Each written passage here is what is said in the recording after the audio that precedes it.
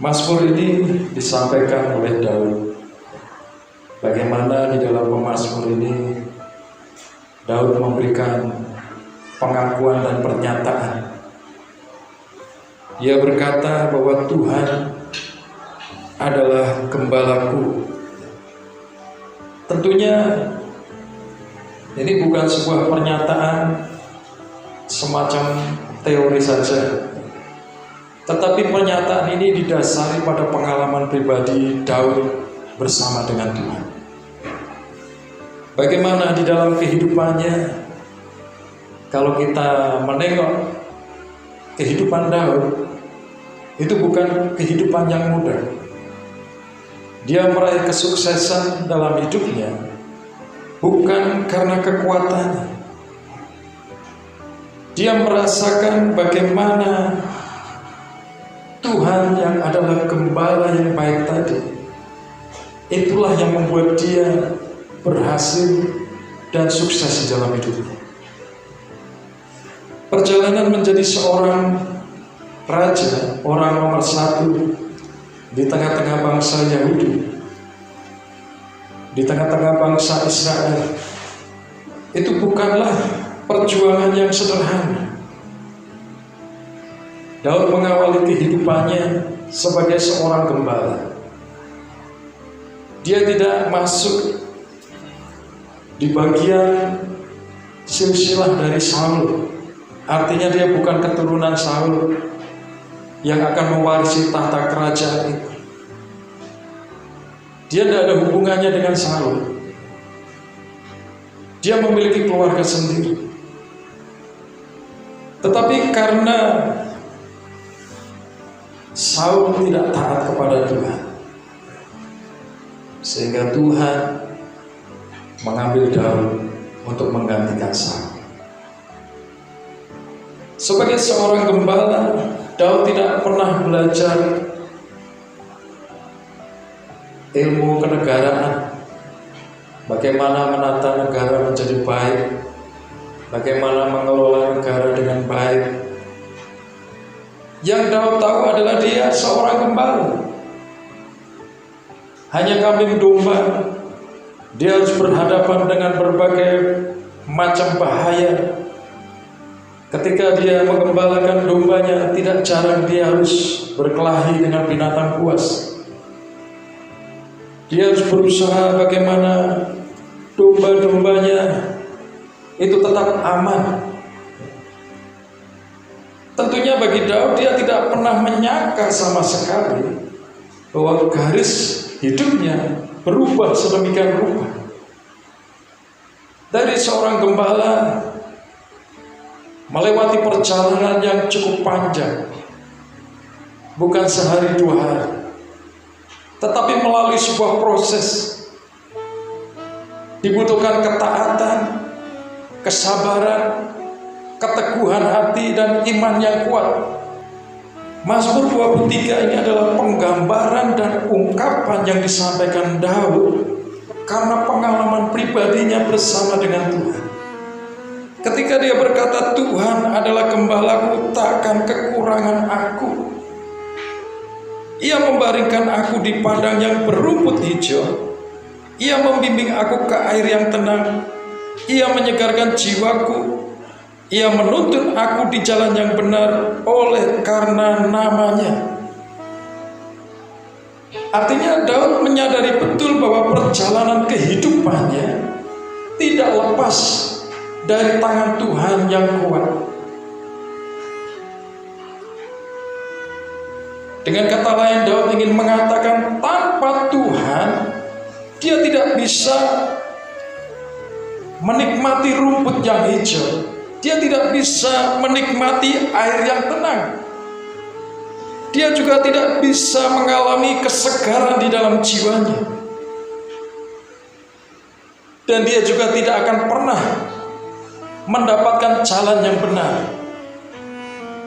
menuju kesuksesan tadi. Kehidupan manusia adalah sebuah perjalanan. Ketika kita salah melangkah, maka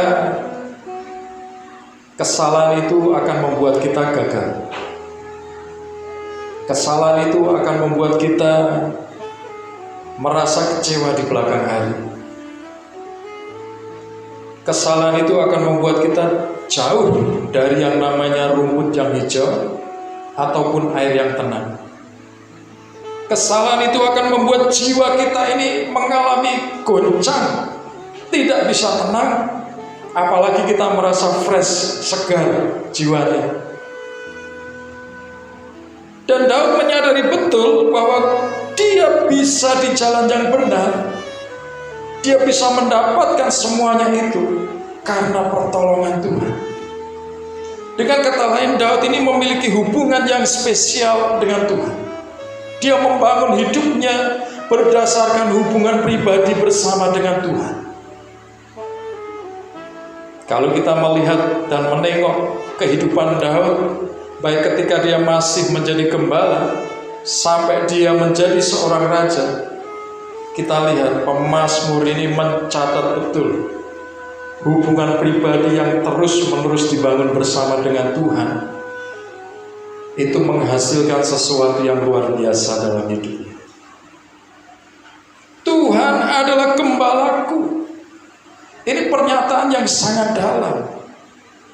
Tanpa hubungan yang terbangun dengan baik, Daud tidak akan pernah bisa merasakan bahwa Tuhan itu sedang menggembalakan hidupnya.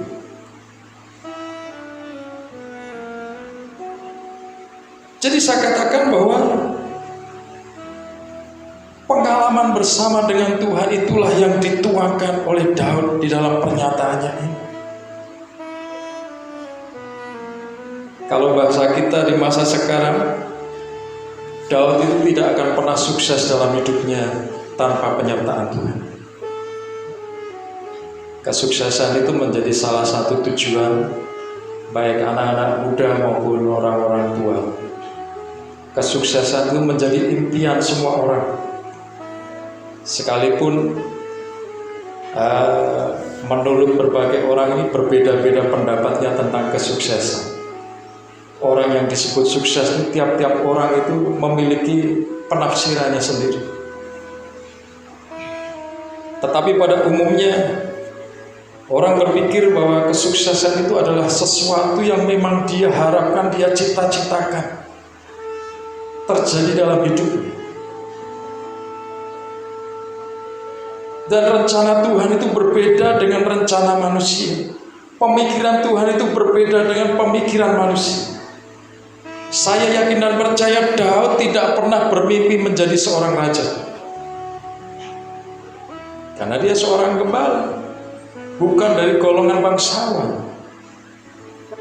Gembala pada masanya adalah orang yang disingkirkan, orang yang tertolak, orang yang dianggap bagian masyarakat kelas bawah.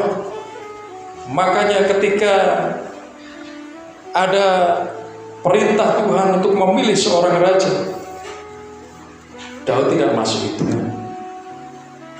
Saudara-saudaranya yang memiliki karir yang bagus, seorang tentara, seorang prajurit, orang-orang yang gagah perkasa, tampan, rupawan dan lain sebagainya, disodorkan oleh orang tuanya. Ini loh Nabi,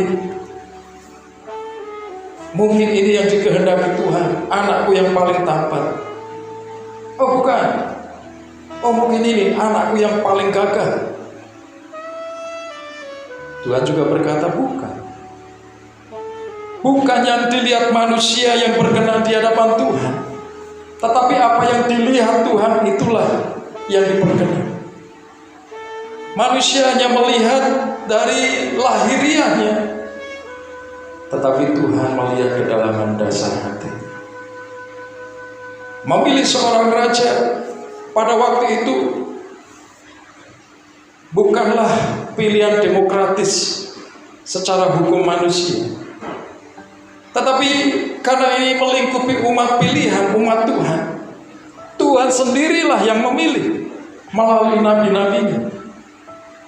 Dan ternyata Daud yang disingkirkan, yang tidak masuk hitungan, Yang saya katakan tadi, Daud yang tertolak, tidak dianggap bahkan oleh orang tua dan saudara-saudaranya sendiri, justru yang dipilih Tuhan. Itulah sebabnya Daud mengungkapkan isi hatinya, ucapan syukurnya dengan perkataan yang barusan kita baca tadi. Tuhan adalah gembalaku, takkan kekurangan aku. Secara manusia, dia sangat kurang. Bagaimana saya sampaikan, seorang gembala itu tidak dianggap, berarti kan penuh kekurangan.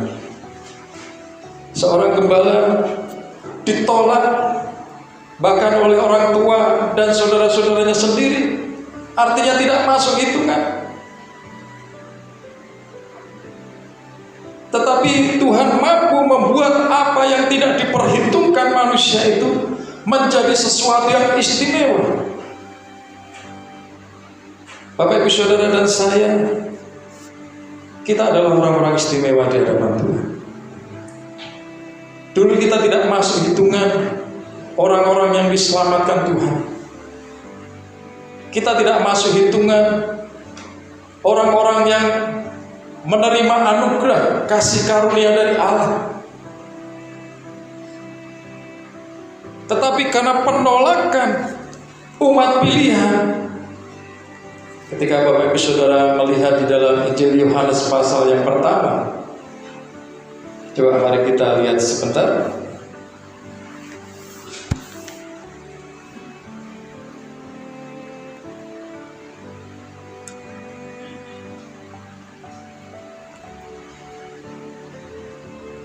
Injil Yohanes pasal pertama ayat 10 mulai dikatakan, Ia telah ada di dalam dunia dan dunia dijadikan olehnya, tetapi dunia tidak mengenalnya. Ia datang kepada milik kepunyaannya, tetapi orang-orang kepunyaannya itu tidak menerimanya. Tetapi semua orang yang menerimanya diberinya kuasa supaya menjadi anak-anak Allah, yaitu mereka yang percaya dalam namanya. Sangat jelas firman Tuhan, kita ini hasil penolakan dari umat pilihan yang sebelumnya.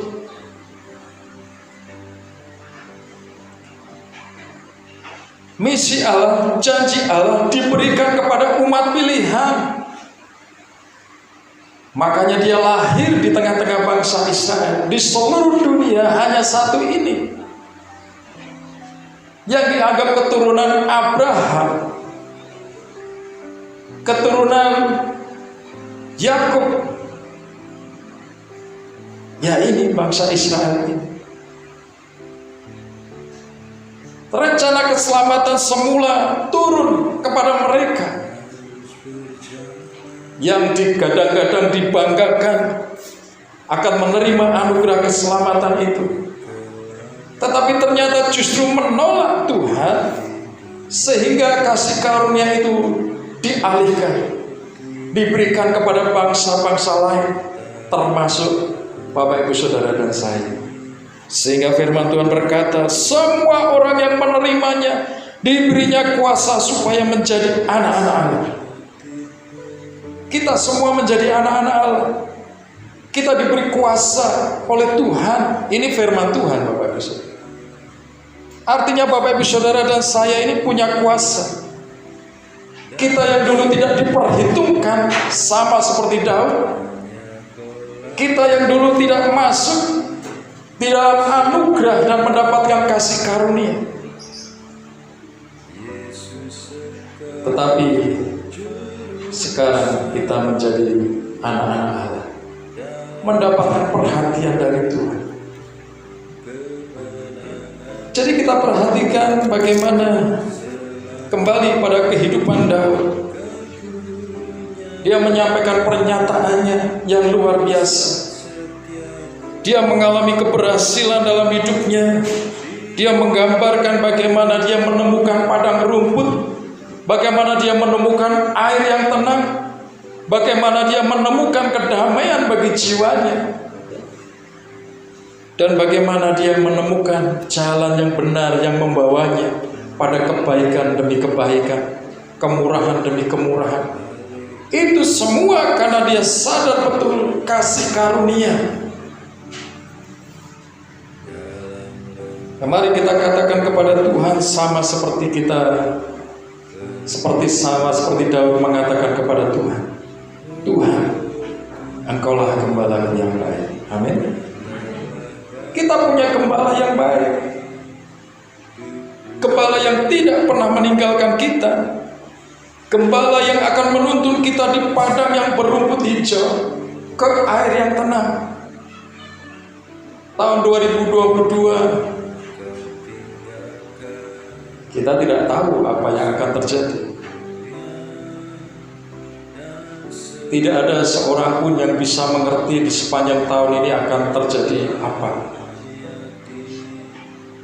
Tetapi mari jadikan Tuhan itu gembala kita, gembala yang menuntun langkah kita, sehingga di tengah ketidakpastian, di tengah sesuatu yang kita anggap misteri di sepanjang tahun 2022 ini, karena Tuhan adalah gembala kita tetap berjalan di jalan yang benar. Jalan yang benar yang membuat kita ini menemukan damai sejahtera tadi, yang menemukan bagaimana jiwa kita ini mengalami kesegaran.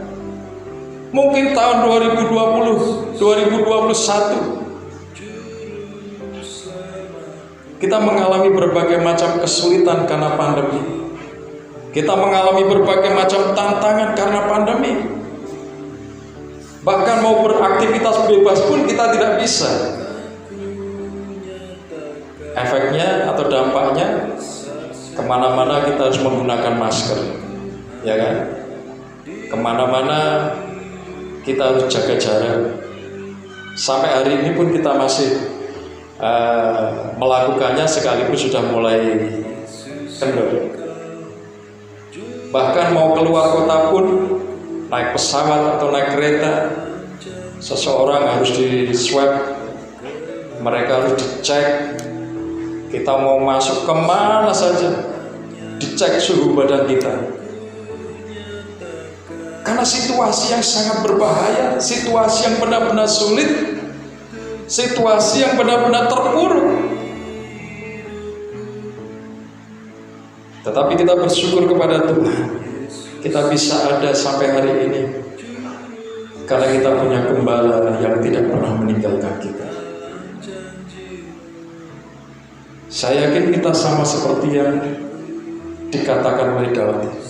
Kita bisa menemukan kesegaran terhadap jiwa kita karena gembala kita itu menuntun kita di jalan yang benar. Selanjutnya Daud berkata, sekalipun aku berjalan dalam lembah kekelaman, aku tidak takut bahaya, sebab Engkau besertaku. Gadamu dan tongkatmu itulah yang menghibur aku.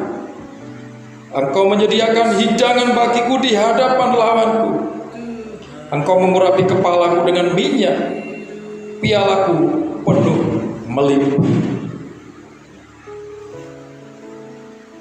Ini juga penggambaran sebuah kenyataan hidup yang dialami oleh Daud menuju langkahnya menjadi seorang raja. Dia tidak dimanjakan dengan berbagai macam fasilitas yang memudahkan dia menjadi raja, tapi sebaliknya dia diproses dengan sesuatu yang sakit, sesuatu yang pahit, sehingga dia menggambarkan sekalipun aku berjalan dalam lembah kekelaman. Artinya Daud itu merasakan bagaimana dia ada di sebuah tempat yang kelam, tidak ada harapan, gelap, sesuatu yang mungkin sulit untuk dia melihat ke depan. Diawali ketika dia berhadapan dengan Goliat. Itu bukan persoalan yang mudah. Daud tidak pernah dilatih dan dididik sebagai seorang prajurit. Dia tidak pernah melewati pendidikan khusus yang membuat dia menjadi tentara yang hebat. Dia hanya seorang gembala yang hanya membawa tongkat. Dibandingkan dengan seorang tentara yang terlatih, apa artinya seorang gembala? Itu bagian langit dan bumi, tidak bisa jadi ukuran. Dan dia harus diperhadapkan dengan Goliat, seorang yang sangat terlatih, orang yang hebat, yang tinggi besar, yang membuat semua orang Israel ini ketakutan, tidak berani, tidak berkutik. Ya, kalau kita lihat orang-orang Israel yang ada di barisan perang itu bukan orang-orang biasa. Itu adalah orang terlatih semua. Pasukan dari Saul, saya yakin mereka bukan orang-orang yang sederhana yang hanya membawa tongkat gembala, tapi mereka adalah orang-orang yang terlatih dan orang-orang yang hebat. Tapi sekalipun demikian, ketika berhadapan dengan Goliat, nyali mereka hancur, mereka tidak berani. Dan justru Daud yang ditampilkan. Daud melawan Goliat, dia seorang diri, Bapak Ibu Saudara. Dia tidak berhadapan atau berdampingan dengan pasukan-pasukan yang hebat tadi. Dia berjalan sendirian, dan apa yang dilakukan oleh seluruh pasukan yang ada, mereka hanya menonton, mereka hanya melihat. Tidak ada satupun yang memberikan solusi, jalan keluar. Daud, kamu kan mau menghadapi raksasa ini, orang hebat ini, pakailah pedangmu, pakailah perisaimu. Oh, kamu pakai panah ini. Tidak ada satupun. Itulah ketika dia berkata, dia berjalan dalam lembah kekelaman. Bapak Ibu Saudara, berperang itu antara hidup dan mati. Bukan hanya kita uji nyali aja, ya kan? Tapi antara hidup dan mati. Dia kalau sudah maju, cuma pilihannya dua, hidup atau mati, mau bunuh atau dibunuh. Jadi dengan kata lain, kalau saya menggambarkan diri saya sebagai seorang Daud, tidak pernah latihan perang, tiba-tiba ditaruh oleh Tuhan untuk berperang melawan tentara yang hebat,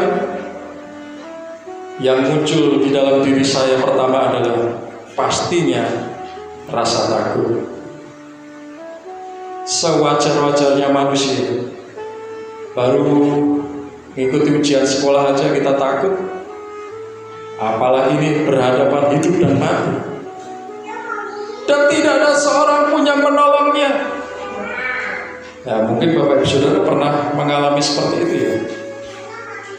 Hidup ini sepertinya tidak ada harapan, gelap semua, tidak ada jalan keluar. Tidak ada satu orang pun yang berkata, ini pedangku pakai, ini perisaiku pakai. Bahkan orang itu bertepuk tangan ketika melihat kita terpuruk, sedang mengalami peperangan hidup antara hidup dan mati. Sepertinya semua orang ini hanya melihat. Bahkan banyak yang berkata, syukur, syukurin, begitu.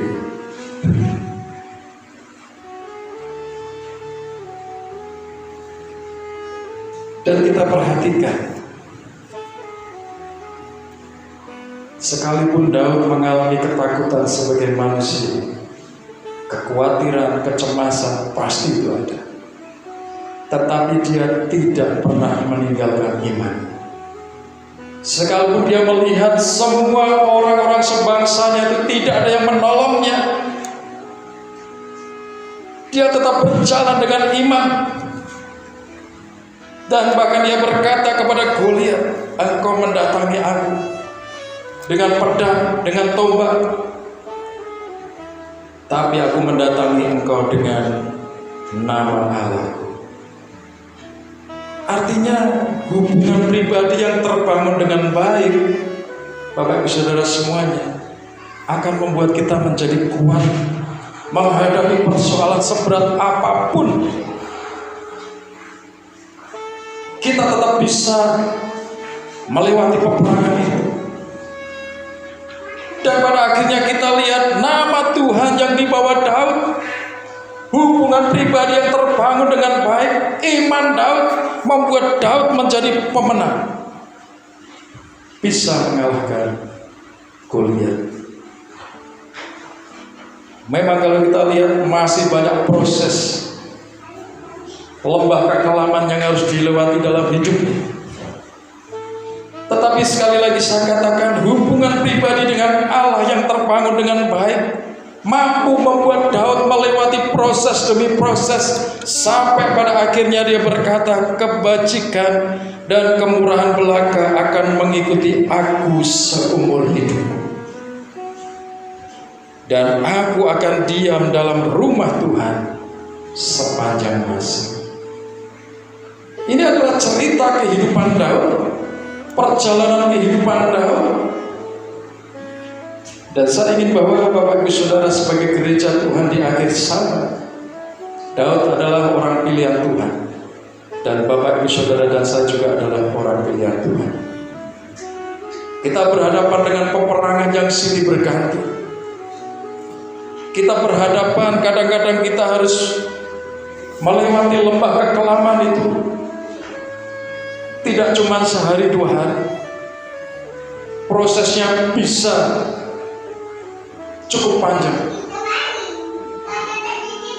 Tetapi kita belajar dari Daud ini, dia punya keyakinan yang kuat, dia membangun dirinya di atas dasar iman yang kuat.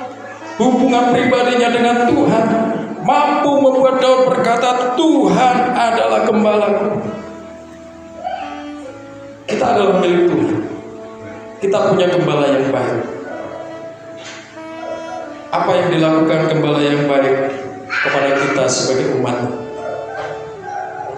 Tentunya yang dilakukan adalah sesuatu yang luar biasa.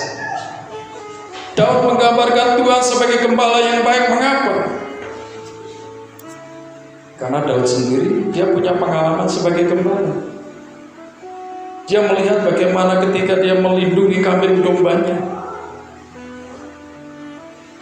dia melawan binatang-binatang buas, dia melepaskan ternak miliknya yang mau dimakan binatang buas. Dia berjuang sedemikian rupa, dan dia memikirkan, kalau aku yang gembala berbuat sesuatu yang penuh pengorbanan kepada ternak-ternak ini, apalagi kalau Tuhan adalah gembala dan kita adalah domba-dombanya.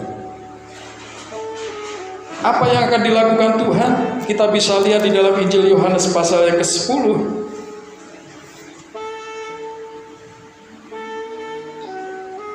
Ayat yang ke-11. Akulah gembala yang baik. Gembala yang baik memberikan nyawanya bagi domba-dombanya.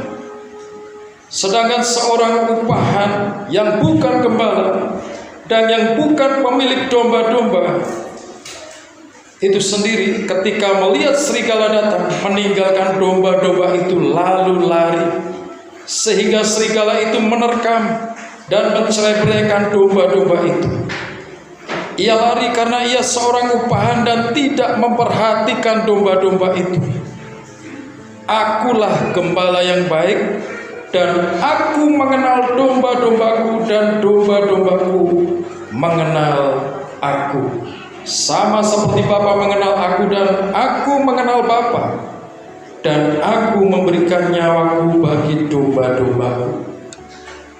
Kita lihat gembala yang baik di dalam firman Tuhan ini menuju kepada pribadi Yesus. Dia adalah gembala kita yang baik. Apa yang dia lakukan? Dikatakan firman Tuhan ini, dia memberikan nyawanya. Secara sederhana Bapak Ibu Saudara, Kalau nyawa saja diberikan oleh Tuhan, nyawa itu artinya hidup. Kalau hidup aja Tuhan berikan, apalagi hanya sekedar berkat-berkat. Kan secara sederhana begitu, ya kan?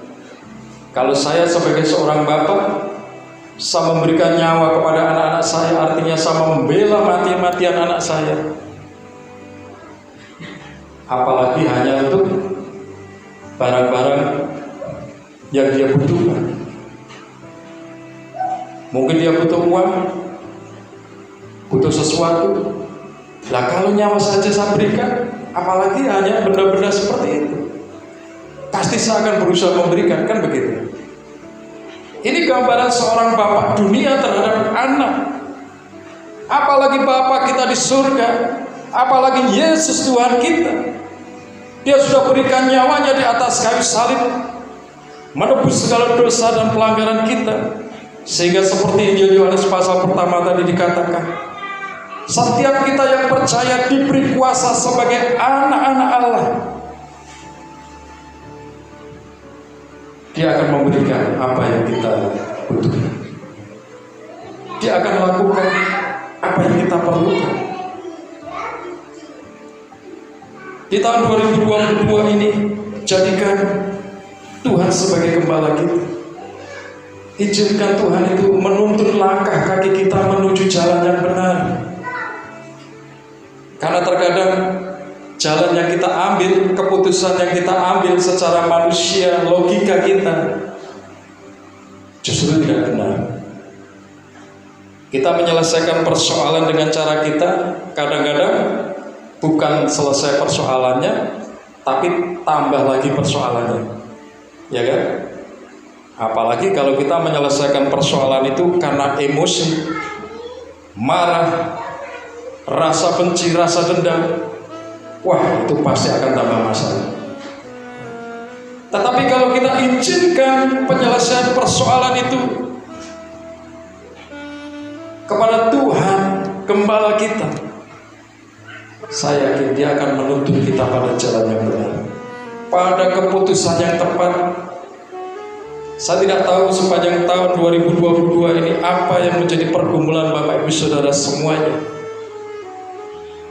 Mungkin kita sedang memikirkan rumput yang hijau, air yang tenang, artinya kesuksesan, masa depan yang baik, terobosan demi terobosan.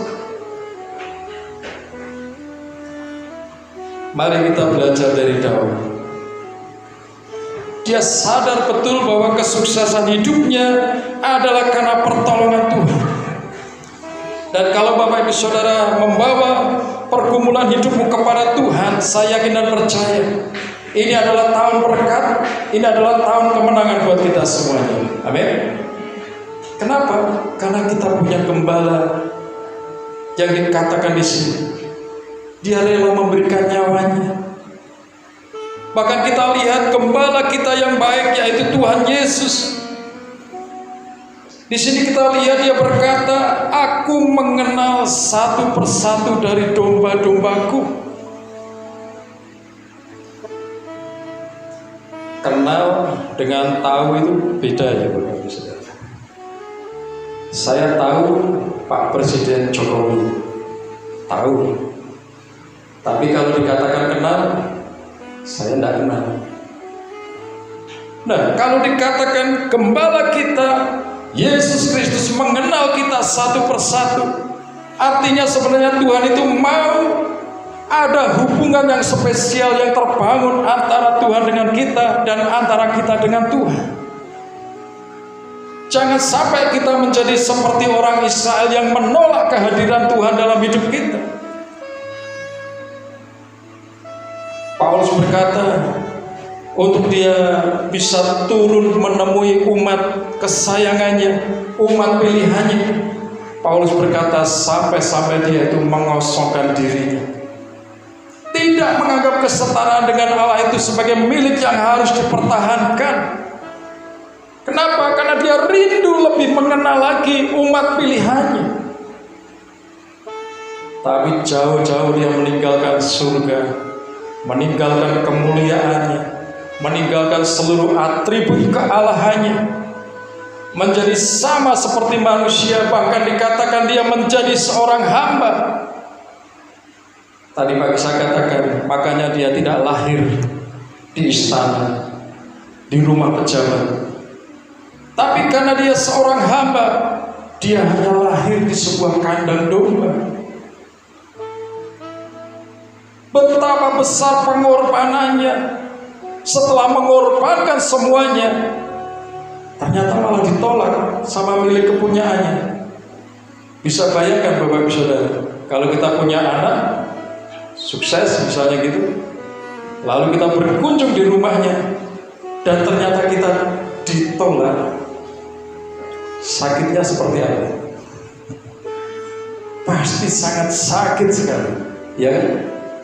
Apalagi seorang ibu yang melahirkan, membesarkan, merawat, mendidik sampai anaknya sukses, lalu dia berkunjung ke anaknya dan mengalami penolakan. Wah, itu pasti sesuatu yang sangat menyakitkan. Tuhan mengalaminya. Bagaimana dia tersakiti dengan umatnya sendiri, dengan milik kepunyaannya sendiri, sampai-sampai dia mengalihkan kasih karunia itu kepada kita, bangsa lain. Namun apakah kasih Allah berhenti sampai di situ? Tidak. Sampai hari ini pun Tuhan masih berharap bangsa ini juga diselamatkan. Sama kasih seorang ibu, sekalipun tersakiti, dia tidak akan pernah luntur kasihnya kepada anaknya. Kalau anak-anak mungkin bisa luntur kasihnya kepada ibunya, kepada bapaknya.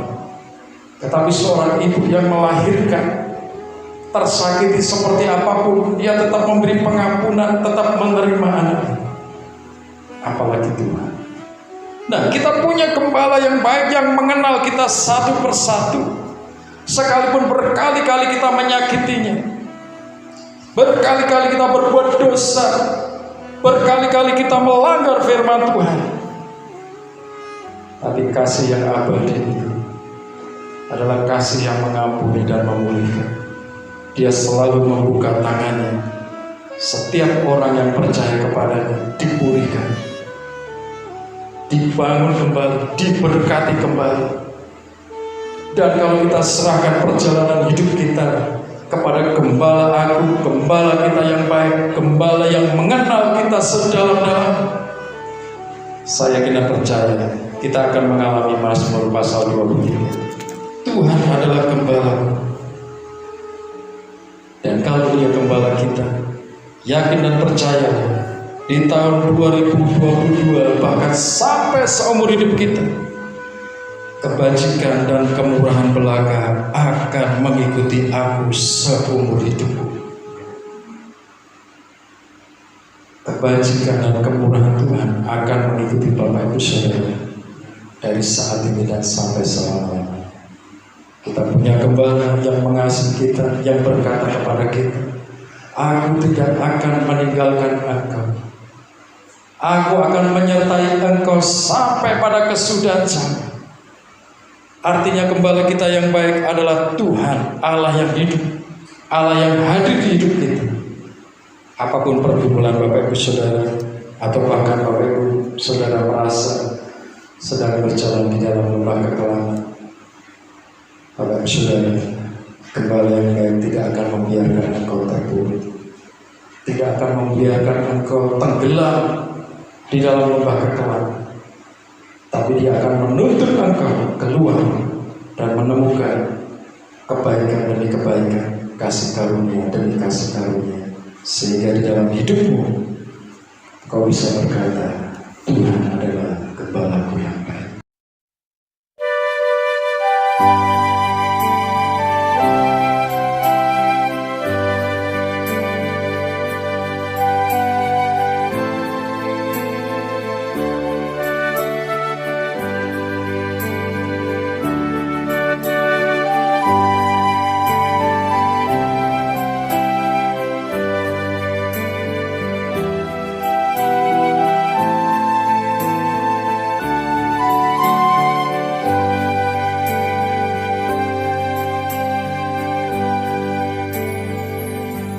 Bila kulihat bintang gemerlapan dan bunyi burung riuh ku dengar, ya Tuhanku, tak putus aku heran melihat ciptaan-Mu yang besar. Maka jiwaku pun memuji-Mu, sungguh besar Kau Allahku. Maka jiwaku pun memuji-Mu, sungguh besar Kau Allahku.